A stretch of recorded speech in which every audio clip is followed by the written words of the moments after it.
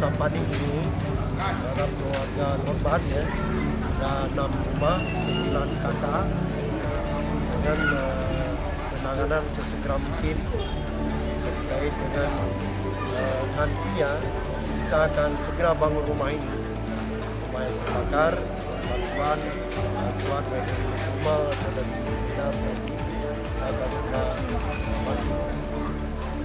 Kemudian kita berharap juga kepada kepala UPD ini yang hadir untuk memberikan perhatian penuh, teman terus dikontrol agar keluarga kita yang musibah hari ini dapat kita bantu semaksimal mungkin.